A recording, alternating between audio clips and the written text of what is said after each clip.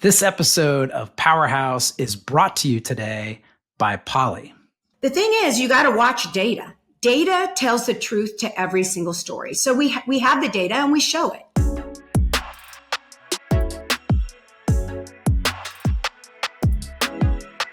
Welcome to Powerhouse, where we interview the biggest names in housing and ask them about their strategy for growth.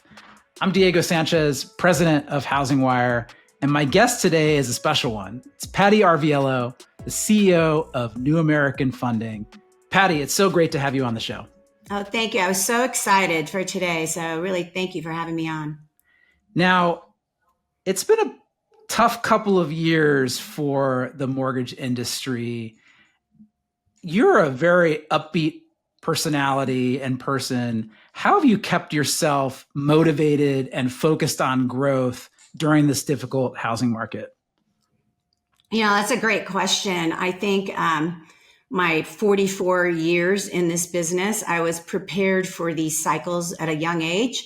When I was that originator who thought that loans would keep falling out of the sky and then all of a sudden the faucet turns off and you're broke.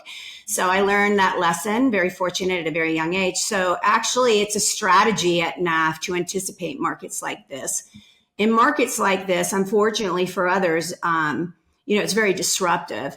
And if you plan right, these are actually the years you grow and take market share. So that's exactly what we did. But, during COVID, when loans were falling out of the sky, everybody was killing it. We were literally going, okay, when is this going to end? And what's our strategy? So we're very strategic. I think a lot of that comes from my wonderful co-CEO, my husband, Rick Arvielo, and I. We're literally together 24/7. I am Latina, so I literally live on fear every day. So it's a good strategy when you're worrying about the future. So we were very prepared. We actually grew probably the most we've ever grown last year.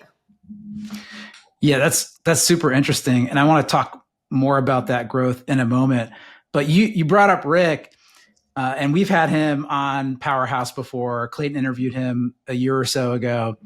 And how do you and Rick split up the executive responsibilities at New American Funding? It's just supernatural. He's great at what he's great at, and I'm great at what I'm great at. Like if you were going to sit here and talk to me about MSRs and, capital market strategy, I'd probably be a very boring interview. But Rick thrives in that. Rick thrives in data and in tech. And listen, my strength is people.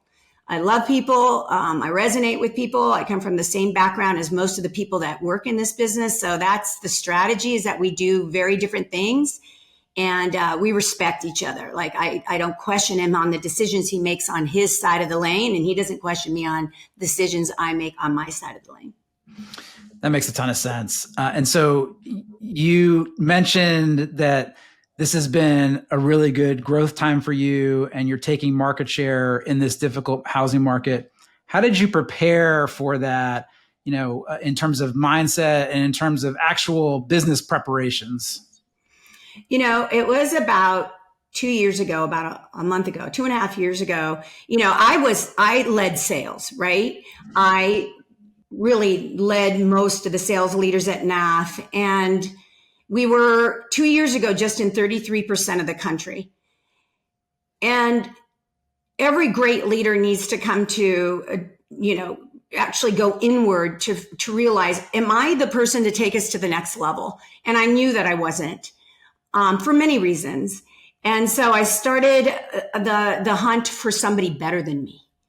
And I was super blessed to find somebody better than me. And they have been at NAF 2 years and 2 weeks. And he's a gentleman and his name's almost just like mine. We're 10 days apart in birth. I knew it from the first call. This is like, I have to have this person. He started at NAF 2 years ago and literally changed the way we saw the market. Now we are in every state. We have 95% coverage in just 2 years. We grew 60% last year, where the market, I think, grew 17%. We were up 60%, all organically. We didn't acquire a company. We didn't buy a company. It's all organic. So really, honestly, it was just me finding somebody better than me. And I'm just super blessed that that I love people, and I'm super blessed that he came to work at NAF. And so how does that split work in terms of where you spend your time? Are you still leading the sales team, or have you delegated that responsibility? So no, I do lead the sales team. Listen, I'm the heart of NAF. I lead everybody. Everybody at NAF has my cell number. I don't care if they're a receptionist, the facilities manager, everybody can get a hold of me. That's my secret sauce, is I truly love people. No, Pat Bolin leads sales, and I have an amazing leadership team, but I'm super much the glue to them. And so like when we strategize together, I see things. I'm highly competitive in a really good way though. And we strategize, but yeah, he's the one getting on the plane and recruiting. And, I am also a mother and a grandmother. And, I found that I wasn't able to do that or pick up the phone. I literally have the worst call reluctance of any salesperson you ever met. It takes me a lot to call somebody, and he's a maverick. And just the relationships he built. He also changed the way we were running sales. He changed the model we had really based our growth on up until that time, and he expanded it. I mean, it's just really been a gift. And so yeah, it's just becoming better. And sometimes you just have to find better people to take you to the next level. And that's what I did. Totally makes sense. And so as you navigate this very weird spring housing market, right? Like it seemed like we were really starting to grow. And then the past couple of weeks, it's a little bit more uncertain. How are you navigating this spring housing market and staying on that path of like, we're going to grow and we're going to take market share no matter what? Okay, so I'm going to tell you this because I do know this. Yesterday was our biggest app volume day since 2023. Really? Yeah, our volumes have done nothing but go up the last 4 weeks. So Rick and I were on the couch this morning. We're like, the news and the data are not caught up yet. So I'm telling you, I had Glenn Stearns reached out to me last night. He had his biggest month in his company history last month. So something's going on where it hasn't really hit, the news outlet yet. So yesterday, our biggest app day since 2023. And Glenn Stearns had his biggest month that he's had in Kind Lending's company history last month. So something's going on. Either there's, listen, there's so much debt in this country. There's so much equity in this country that people are tapping into it. And I think a lot of it is based on the unknown of where we're going as a country. And I think we're all kind of thrown in on a loop with this whole tariff situation. I think we were all like, yes, he's going to cut rates, right?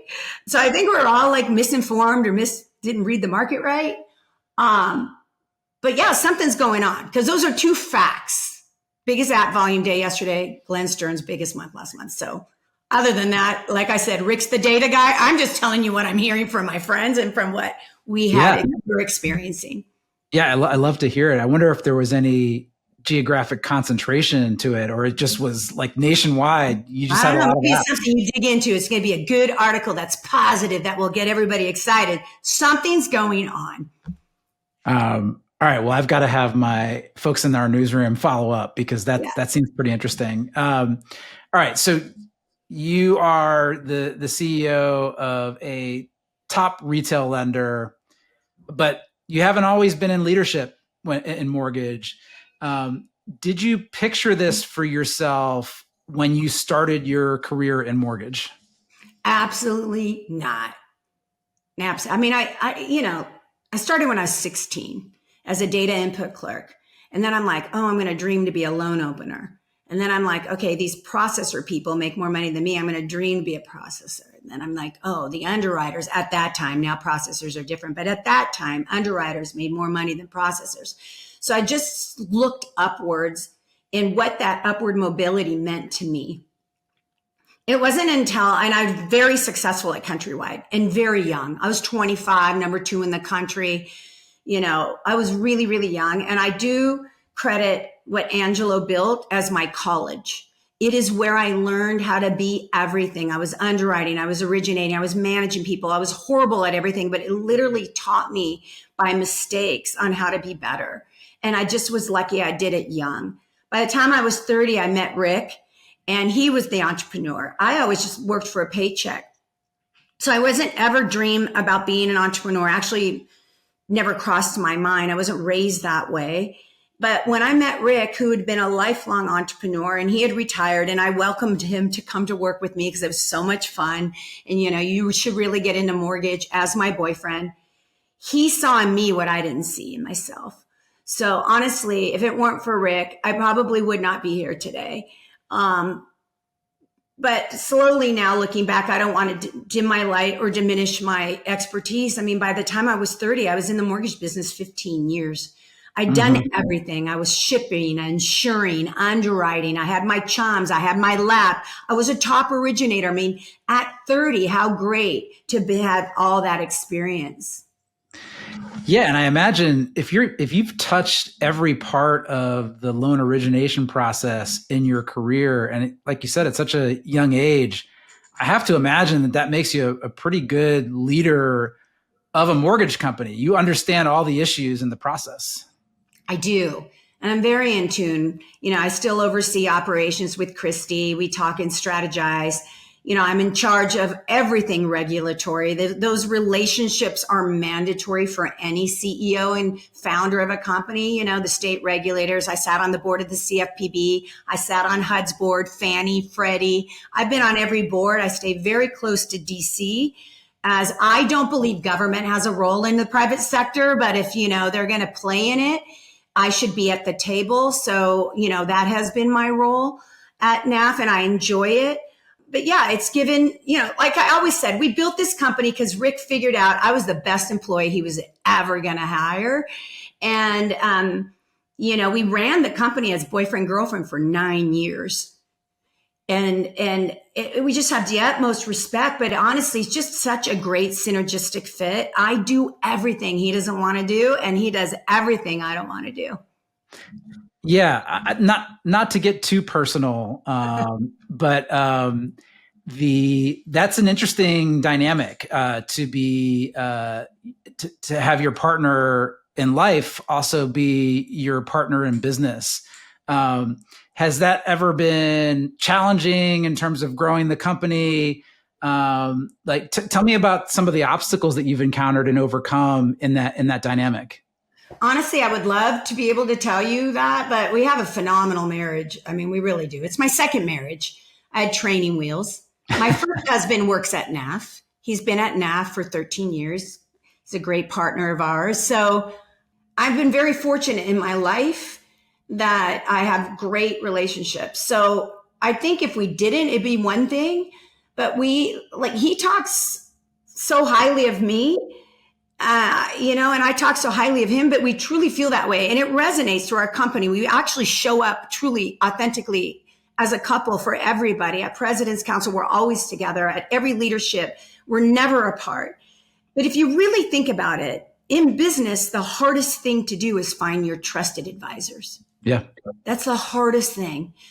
And I found mine and he found his. So we go to sleep every night knowing that no matter what, we have each other. So that's really the secret sauce. I love that. So let's talk a little bit about growth for 2025 and beyond. As you've assembled this leadership team, sounds like a really dynamic and interesting group of people. How are you thinking about growth? And as you think about that strategy, what's the split between organic growth, growing within the company, and then maybe going out there and buying some other companies, inorganic growth? Yeah. So I'm a big believer in organic growth. This is a fact because I had to state it in my Inc. magazine article, and they fact check like no others, right? Rick and I have kept 98% of the profits that we've made over 22 years in the company. The company is highly, highly solid. When you acquire companies, you're at risk of spending $50, $100, $200 million, right? To acquire something that may or may not fit. And the biggest thing for us is culture. And it used to be blasé, and when I used to talk about it a long time, but I think really people believe in it now. People buy into culture. There's a feeling you get when you walk into the door to any organization, and we have a really strong, tight one. And we've spoken to many, many companies that have now been acquired by other people. Honestly, they just weren't cultural fits.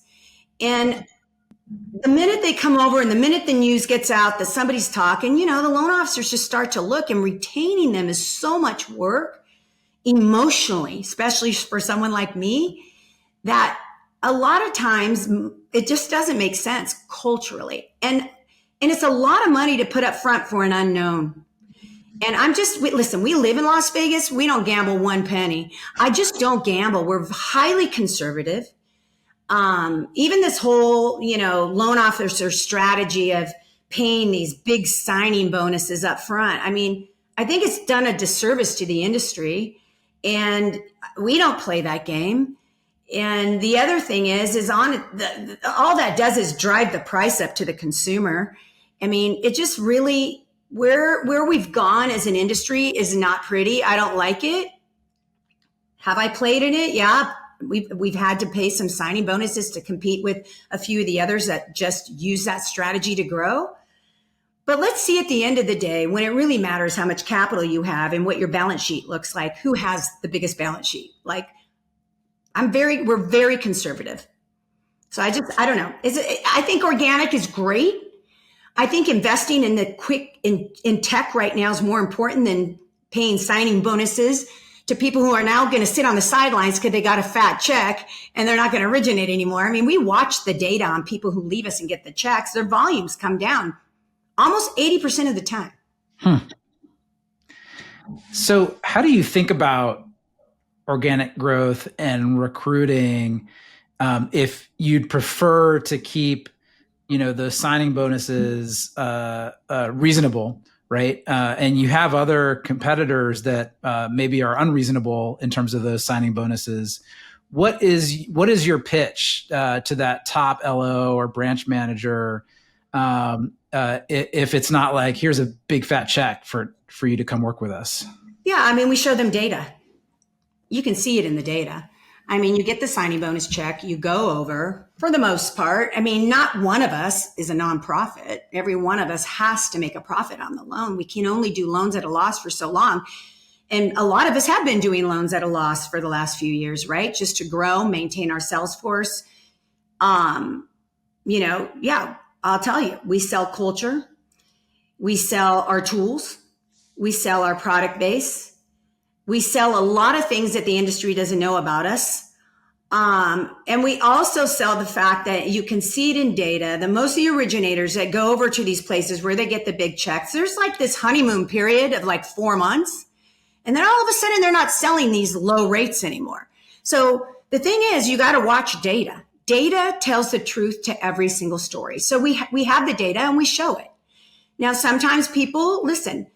If somebody called me and said, I'm going to give you $1 million to be my friend or come over, I mean, it's pretty enticing. So I don't blame people.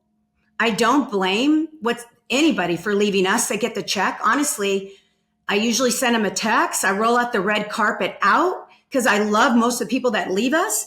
And a lot of times they just come back, right? So there's that strategy. I just believe fundamentally at the end of the day, all we're doing is ending up charging the consumers more. I mean, we have to make money, and you can't pay all these originators $500,000, $1 million, $1.5 million. At some point that runs out. We've got to make profit. Every one of us has. So I don't believe in the model. There's a few of us peers that don't get it. I'm not pro for it. But I play the game. I play the game, but I do it our way and make it make sense for NAF. Yeah, and I want to dig in on that a little bit because there's the recruiting pitch that you give to the LO, but there's also LOs that are going to be right for your culture and LOs that aren't. What are those characteristics of an LO that is going to thrive at New American Funding? They're very heart-centric.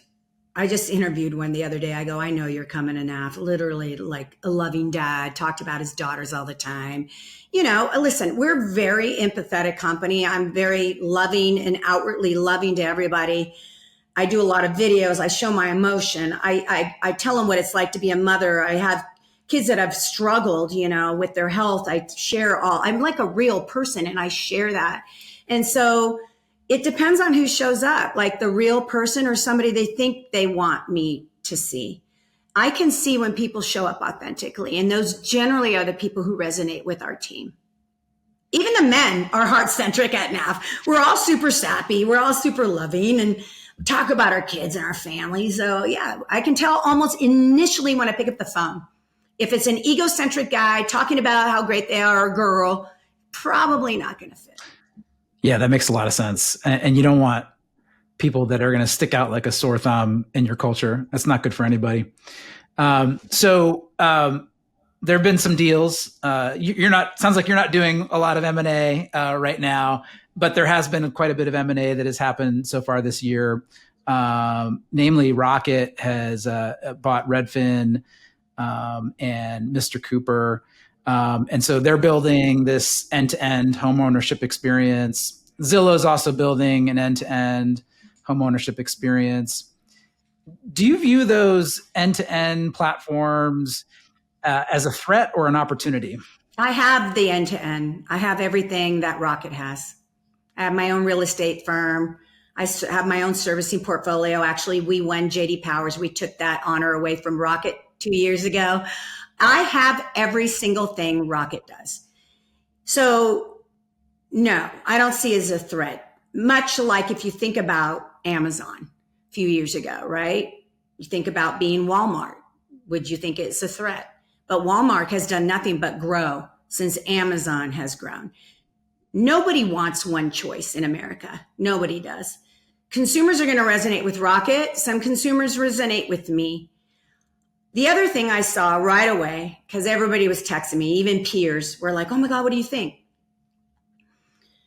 I think that as an IMB who sold their servicing for cash, who have been selling service release for all these years to do whatever it is with the money they're going to do, that's who I would be concerned for, because now all their loans that they've ever done are being serviced by Rocket. And let's not kid ourselves. Rocket, PennyMac, Freedom, exceptional at customer retention. We have the same strategy. We're smaller, but we emulate the best. When I look at our peers, I'm not looking at Honda Report because it has Navy Federal Credit Union, Chase, Citi, has PennyMac. I mean, PennyMac just originates from their book. I only look at model matches to me. And the only true model match to me is Rocket and Loan Depot. Nobody else has what we have. We have the fourth largest call center in the United States of America. We have a thriving real estate firm in Detroit. We have a $71 billion servicing portfolio in Austin. We have an all cash buying program that's thriving. I mean, we have everything Rocket does. We're just the Walmart to the Rocket. So no, they're not servicing my clients. I am super great at retaining my book. So no, I'm not afraid. I will get what I'm going to get, but it is going to be disruptive to those who have not retained servicing. Yeah, I completely agree. And interesting to hear about your servicing strategy. Do you go out and try to acquire servicing rights, or are you just servicing the mortgages that you originate? Yeah, I'm not a buyer of servicing like PennyMac or Freedom. I just retain. Yeah, that makes sense.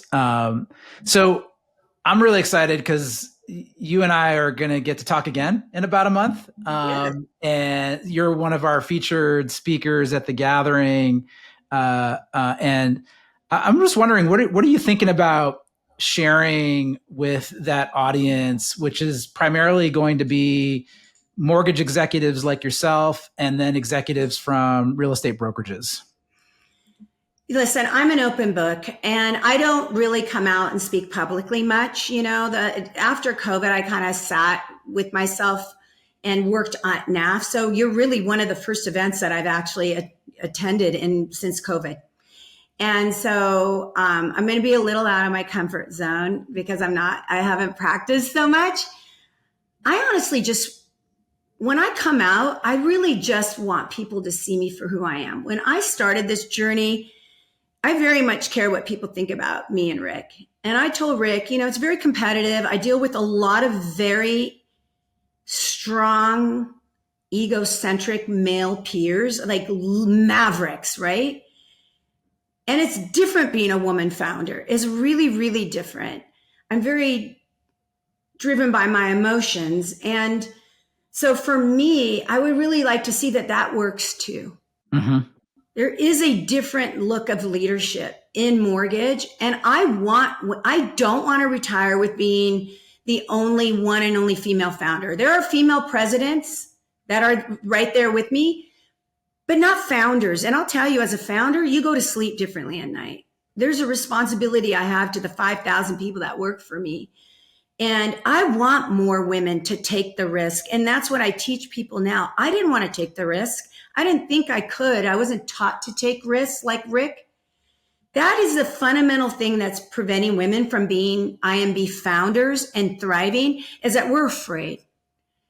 And so I really want to show people that if a processor in 2004 can be a processor in 2004 and now can be one of the largest IMBs in the country competing with the Mavericks, that they can too. And I think it's important because this business, and I said it on a video the other day, there hasn't been a mortgage company I've walked into in my 44 years where I don't see primarily women working, from receptionists, your processors, your underwriters, your funders.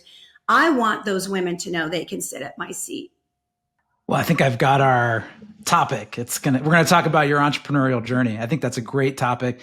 And the interesting thing about that audience is, like you said, there are some female executives on the mortgage side, but on the real estate brokerage side, there are a lot of owners who are women. And so I think, that message will resonate with them and hopefully inspire some of the female mortgage executives in our audience to take your path. Patty, I really appreciate you taking the time today. I think this is a great conversation. Thank you so much. No, thank you so much for having me. It's been great.